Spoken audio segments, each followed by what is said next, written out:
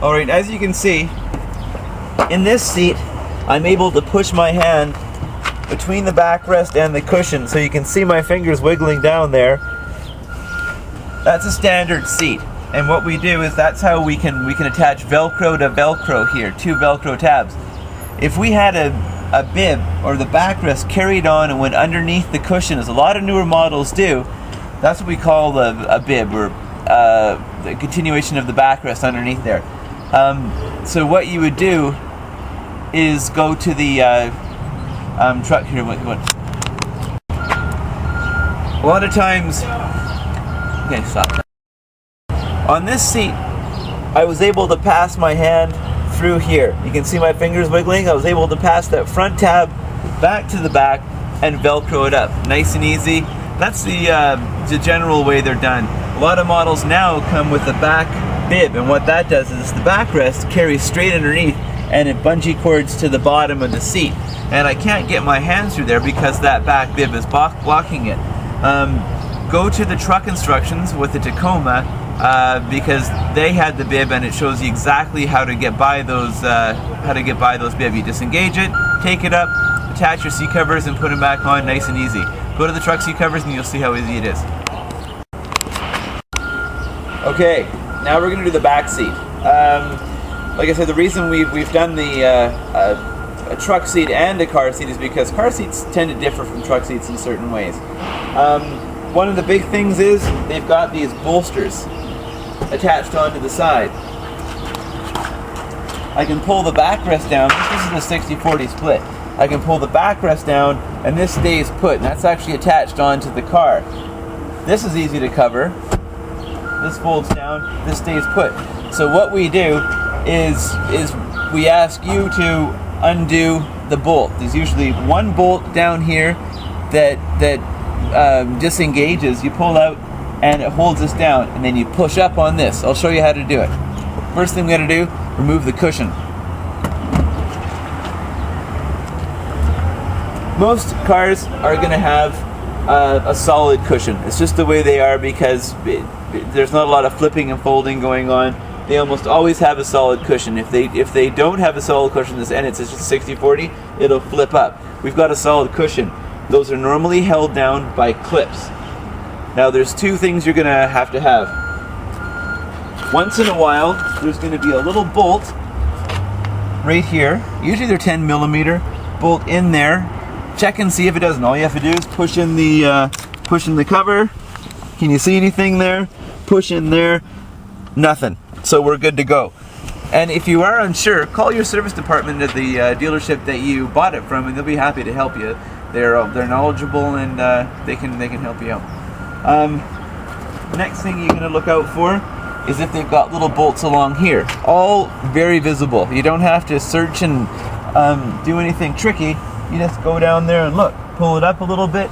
Nothing. There's no bolts. You'll see them if they're there. Again, if you're not sure, talk to your service department and they'll tell you. So I reach under here, just give it a little bit of a nudge, and boom, it comes up. So, like I say, if you are unsure, talk to someone. Here's what we're talking about. These are the clips that held it in, and they just went right into here. So when you're putting them on, it's easy to put it back on. So we take the backrest out, or the cushion out. I take it right out of the car. Set it up here. Now, let's take out those bolsters. If you look right in here, can you get right down in here and check it out? You can see there's a nut right here that I've got to take out. And just take your ratchet. This is the ratchet. It's simple. Everyone's got one of these. If you don't, ask your friends, see if they've got one. Easy to do. Go on there, take all of your bits. I know this one works because it's a 10mm, and I put it on there. Look down and take it off. It comes off really easily. It's not tight. And boom, there we go. So we've already put the one on this one, so let's do the other one. Okay, nice and easy.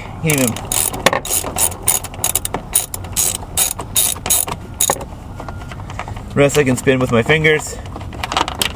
And there it is. Put it aside, put it right on the floor, and there we go. Now you can see there's nothing holding that. What I do is I just give this a little bit of oomph up, and it takes it out of the slot that's holding it. So there's a little tongue and groove, and it fits right into this slot. So you push up and take it off, nice and easy. When you put it in, the same thing. Just be gentle. If it doesn't come off, don't force it.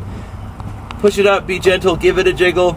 If it doesn't come off, go to your service department. You know, you bought the car there. They're happy to help you. Just ask if they can take off the bolster for you, and it's easy. Then, okay, so you're gonna have 2 bolster covers because you've got 2 bolsters. First thing you do before you start doing anything, make sure you got the right one. I've got the right one here. I can tell because I've put it on. The seams line up. The seams, everything lines up. It's good to go. I've got a number of elastics here that I just attach to each other, so I measure the seams, make sure everything's looking fine. Everything I want covered is covered, and just lie it down on your car. Then get some S-hooks. Okay, so I've got some S-hooks. Here's again where you just use your intuition. You can hook them on here, hook them to each other. Works just fine. Another elastic, and then to here. That should fit on there. Now if you want to put them onto here, that's fine too. That seems to work. Actually, I'm going to attach them right to each other.